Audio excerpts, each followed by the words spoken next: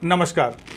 हमारे कार्यक्रम जानिए अपने संभावित प्रत्याशी या दावेदार को, इस कड़ी में हम आज आपसे मिलाने जा रहे हैं एक ऐसी शख्सियत से जिन्होंने कि एक बार कर्रा नगर परिषद की अध्यक्ष की जो आसंदी है उस पर जीत हासिल की है और 5 साल तक अध्यक्ष रहकर कर्रा की जनता के सामने काम भी किए हैं।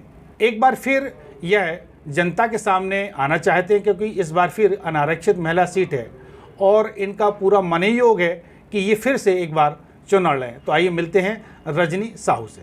आपने जब अध्यक्ष की आसंदी संभाली कर्रा की पहली बार, तो क्या इससे पहले भी कोई राजनीति में आपका दखल रहा है? कहीं पहले से राजनीति से जुड़े रहे हैं? क्या अनुभव रहे हैं आपके? सर्वप्रथम मैं अपनी नगरवासियों को भानगिरी महाराज बगीचा वालों के चरणों में शत नमन करती हूँ। मैं अपनी जनता नगरवासियों के लिए होली की ढेर सारी शुभकामनाएं देना चाहूँगी। ऐसा कुछ नहीं रहा, मैं तो एक नॉर्मल परिवार से हूँ। मेरी शादी हुई, मैं गृहस्थ हाउसवाइफ बनी। उसके बाद मेरे पति का चुनाव में उतरना हुआ, तो उनके साथ जनसंपर्क में मैं जब गई तो मैंने देखा कि यहाँ की व्यवस्था तो बहुत ही भंग है। तो मेरे पति के मेरे मार्गदर्शन रहे। उस बाद फिर मैं नगर पंचायत अध्यक्ष के लिए मैंने सोचा कि जो मेरे पति के कार्य अधूरे रह गए थे, तो उनके मार्गदर्शन द्वारा उन्होंने कहा कि आप आगे बढ़ें और सपोर्ट करें। तो मैं चुनाव में फिर कदम रखा।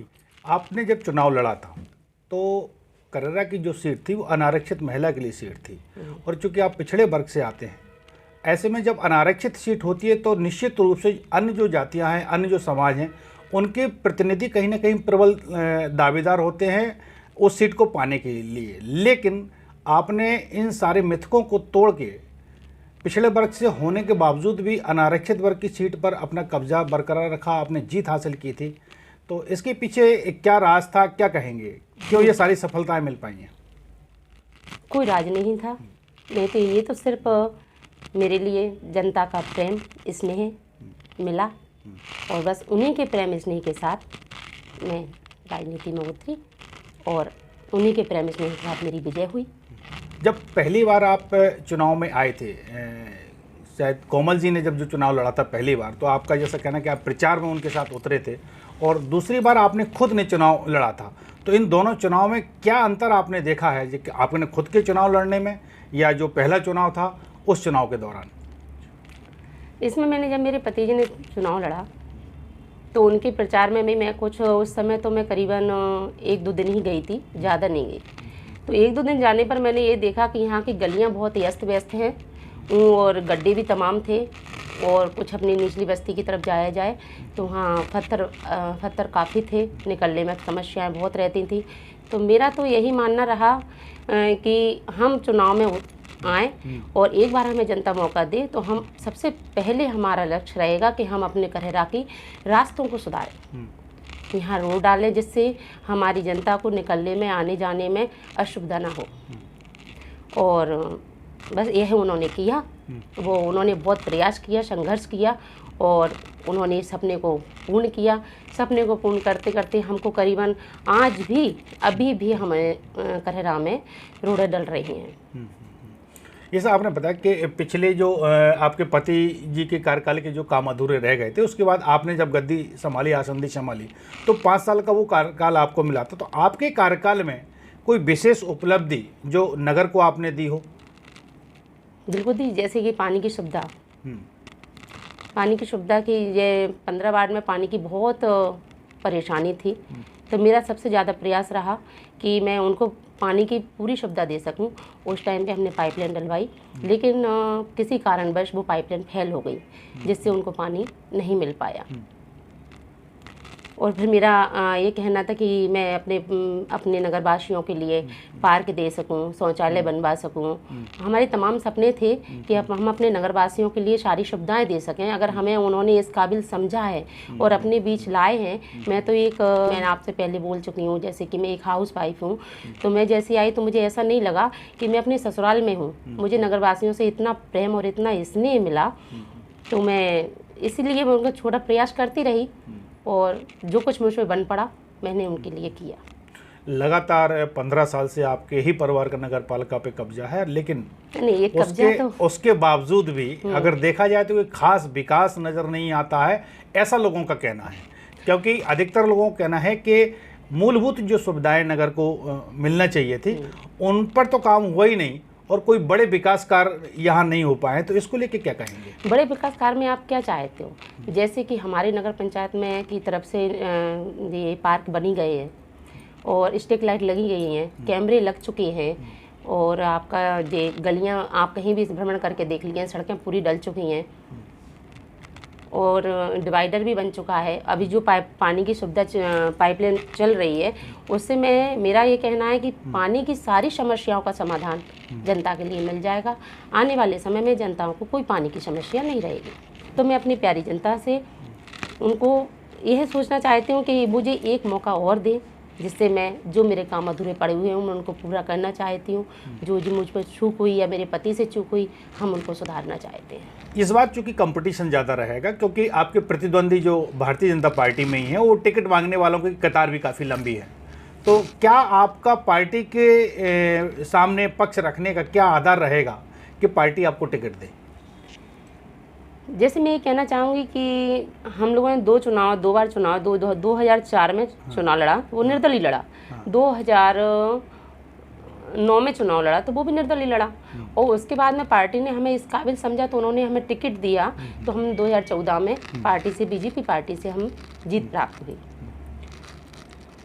तो मैं यही पार्टी से पुनः निवेदन करना चाहूँगी कि वो हमें एक बार और टिकट दें। तो जो भी हम पे पार्टी के सपोर्ट से 2014 में जब हम चुनाव जीते तो पार्टी के सपोर्ट से हमने काफ़ी विकास किया। जो विकास किया वो आपके सामने है, जैसे कि मैंने आपको बताया कि डिवाइडर भी बने, स्ट्रीट लाइट भी लगी और कैमरे भी लगाए गए और सब्जी मंडी के लिए भी व्यवस्थाएं की गई थी। लेकिन सब्जी मंडी वाले क्या है, सब्जी मंडी वालों को उनको अपनी इच्छा की जगह चाहिए। जैसे हमें राजेश्वरी मंदिर के पीछे हमने व्यवस्थित जगह की थी तो उन्होंने वहाँ जाना उचित नहीं समझा। उन्होंने कहा हम वहाँ नहीं जाएंगे, वहाँ थोड़ा आउट पड़ गया है। और हमने डिवाइडर पर भी व्यवस्थाएं की तो डिवाइडर पे भी उन्होंने जाना नहीं समझा। तो मैं अपनी पार्टी से भी यही कहना चाहूँगी पुनः कि वो हमें सब्जी मंडी वालों के लिए जगह दें। इसलिए मैं एक बार चुनाव में और उतरना चाहती हूँ, अपनी पार्टी से निवेदन करना चाहती हूँ कि मुझे एक बार टिकट देकर इस काबिल मुझे बनाएं कि मैं अपनी जनता का पुनः सेवा कर सकूँ। यदि देखा जाए तो कररा का मंडी क्षेत्र वाला जो एरिया है वहाँ पानी की समस्या, यूँ तो पानी की समस्या पूरे शहर में है क्योंकि 3 दिन में 1 दिन नल आते हैं, लेकिन मंडी का जो एरिया है वहाँ पानी की बहुत विकराल समस्या है। तो इसको लेके क्या कहेंगे? क्योंकि निकट भविष्य में आपको जनता के बीच जब जाओगे तो कहीं ना कहीं ये मुद्दा भी आपके पास सामने आने वाला है। ये जो पहले जो पाइपलाइन डली थी उसमें सारा ज़्यादा कनेक्शन होने के कारण पानी की टंकी सही तरीके से भर नहीं पा रही थी, तो उसमें हमें परेशानियाँ आ रही।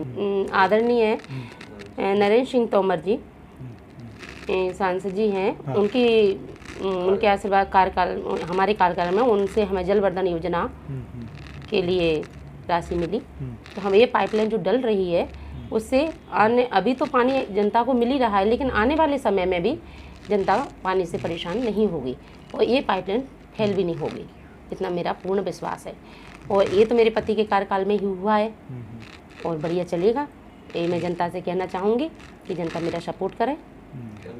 और टंकी अब पूरी तरह से भरने लगी हैं और लाइन भी चालू हो गई है और आने वाले समय में पानी की समस्या तो आनी ही नहीं है कररा को। एक बड़ी समस्या और निकल के आती कररा में कि लोगों का कहना ये कि ये 15 साल का कार्यकाल आपका गुजरा है, इनमें पार्क कररा नगर को नहीं मिल पाया है कि बुज़ुर्गों को और बच्चों को कहीं अगर वो अपना 1 घंटा आधा घंटा व्यतीत करना चाहते हैं तो कोई ऐसी जगह नहीं है जहाँ वो जाके बैठ पाएँ, अपनी बातें कर पाएँ या मनोरंजन कर पाएँ। इसको लेके क्या कहेंगे? पार्क के लिए जगह निर्धारित हो गई है और 2 जगह तो काम भी चल रहा है, बाउंड्री भी हो चुकी है। अब इसमें क्या है कि पेड़ पौधे लगना है अभी। तो बस मेरा यही सोचना है कि अगर एक बार जनता मौका देती है तो उसमें पेड़ पौधे लगाकर पार्क भी उनको कंप्लीट हो जाएंगे। और जैसे हमारी पुरानी नगर पंचायत जो हमने टूट गई, तो उसमें भी मैं ये सोचती हूँ, सोच है मेरी कि मैं उसमें कुछ पेड़ पौधे लगवाकर, बाउंड्री करवाकर बच्चों, बड़े वृद्ध लोगों के लिए उसमें योगा वगैरह सिखाया जाए, उनको एक्सरसाइज वगैरह करवाई जाए, जिससे वो स्वस्थ रहें। और पार्क बच्चों के लिए। राजनीति में भी देखा जाए तो कि जो शिक्षित वर्ग होता है शायद उसकी सोच उससे परे होती है, तो इसको लेकर क्या कहेंगे? राजनीति में शिक्षा कितनी महत्वपूर्ण है? देखो, राजनीति में शिक्षा भी महत्वपूर्ण है, व्यवहार भी महत्वपूर्ण है। क्योंकि जनता, शिक्षा तो ज़रूरी है अपनी जगह, लेकिन नेचर और व्यवहार भी अपनी जगह ज़रूरी। क्योंकि महिलाओं से किस तरह मिलना है, किस तरह उनको डील करना है, ये सब भी होना चाहिए। जिस हिसाब से देखा जाए, जब से नगर पालिका या नगर परिषद के चुनाव की जो बात सामने आई लगभग 1 साल पहले से, तो लोगों ने अपने चेहरे चमकाने के लिए नगर में शुभकामनाएं देने के पोस्टर खम्भों पे लगाना चालू कर दिए, होर्डिंग्स लगाना चालू कर दिए। लेकिन लगातार चुनाव टल रहे हैं और जैसे जैसे त्यौहार नज़दीक आते हैं लोग अपने हर त्यौहार पे पोस्टर लगाते हैं। उन लोगों के पोस्टर हैं जो कहीं ना कहीं अध्यक्ष जी के लिए दावेदारी कर रहे हैं, और आपका पोस्टर कहीं इस दौरान नज़र नहीं आता है, तो क्या कहेंगे इसको? पोस्टर लगाना मेरे लिए कुछ अच्छा नहीं लगता, इसलिए मैंने पोस्टर नहीं लगवाए। और जहाँ तक मैं अपनी जनता से स्वयं संपर्क करना चाहती हूँ, और मैं जनता को क्या अपना चेहरा दिखाऊंगी, क्योंकि जनता की वजह से तो मैं 15 साल से हूँ। जनता के ही आशीर्वाद से मैं 15 साल से हूँ इस करहरा में, जो मैं राजनीति कर रही हूँ। इसलिए अब मैं जनता को ही अपने पोस्टर लगा के दिखाऊं तो ये मुझे उचित नहीं लगता, इसलिए मैंने पोस्टर नहीं लगवाया। जो आने वाला अगर चुनाव है तो आप कंपटीशन किससे मानेंगे अपना? क्योंकि 3 चुनाव आपने या आपके परिवार ने जो लड़े हैं, चौथा चुनाव लड़ने की भी संभावना जैसे बलवती है आपकी, तो क्या मानते हैं कंपटीशन किससे रहेगा? मेरा कोई कंपटीशन नहीं है, मैं किसी से कंपटीशन के हिसाब से चुनाव नहीं लड़ती। मैं तो अपनी जनता के आशीर्वाद से चुनाव लड़ती हूँ, और चुनाव में एक अपनी खुशी से लड़ती हूँ, सिर्फ जनता के आशीर्वाद के द्वारा। और अब तो बीजेपी पार्टी का भी आशीर्वाद है, तो और मेरा कंपटीशन को तो मैं इस कंपटीशन लेके तो मैं चुनाव मैंने कभी लड़ा ही नहीं, ना ही मैंने और ना मेरे पति ने। आने वाला जो चुनाव होगा, निश्चित तौर से जब आप दावेदारी कर रहे हो, पार्टी से टिकट भी मांग रहे हो, तो आप मैदान में भी उतरोगे, तो आपका एक विज़न क्या रहेगा कि किन मुद्दों को लेके आप जनता के बीच जाओगे? क्या जनता से आपके वादे रहेंगे? क्या आपका जो 5 साल अगर जीतती जनता आपको एक बार फिर चौथी बार मौका देती है, तो जनता के लिए क्या करना चाहेंगे आप? जनता के लिए ये क्या है कि मेरी जो चूक हुई है हमसे, जो हमसे गलतियां हुई हैं, जिनको हमने नहीं सुधार पाया, उसको मैं दोबारा पुनः एक बार मौका मिलेगा, जनता का आशीर्वाद मिलेगा, तो मैं उन गलतियों को सुधारना चाहूँगी। जैसे कि मैंने सब्जी मंडी है, बस स्टैंड है, टैक्सी जो जगह जगह खड़ी होती हैं उनके लिए है, और इनको मैं सही व्यवस्थित जगह देना चाहती हूँ, जिससे हमारा करहरा स्वस्थ और सुंदर लगने लगे। और जैसे कि पार्क जो अधूरे डले हुए हैं तो वो कंप्लीट हो जाएंगे। ये अगर दोबारा ये हमें चांस मिलता है, जो हमारा अधूरा काम पड़ा हुआ है उसे मैं पूर्ण करने के लिए एक बार पुनः मैं जनता से चाहूँगी कि मुझे एक बार चांस और दे, और मेरी जो भी गलतियाँ बनी हैं उसे क्षमा करें। तो ये हमारे साथ थी रजनी साहू, जो कि एक बार अध्यक्ष की आसंदी पर विराजमान हो चुकी हैं, और अब इस बार जब अनारक्षित महिला सीट नगर परिषद कररा की हुई है, तो पुनः चौथी बार अपने परिवार की तरफ से और दूसरी बार खुद जनता के बीच जाना चाहती हैं। और साफ तौर पर इनका कहना ये है कि जो चूक इनसे या इनके परिवार से हुई है, उस चूक को जनता के बीच पुनः सुधारने का अवसर लेना चाहती हैं। अगली एक नए प्रत्याशी के साथ फिर आपसे रूबरू होंगे, तब तक के लिए दीजिए इजाज़त। कैमरा सहयोगी संजीव साहू के साथ नरेंद्र तिवारी, जनपहल न्यूज़, कररा।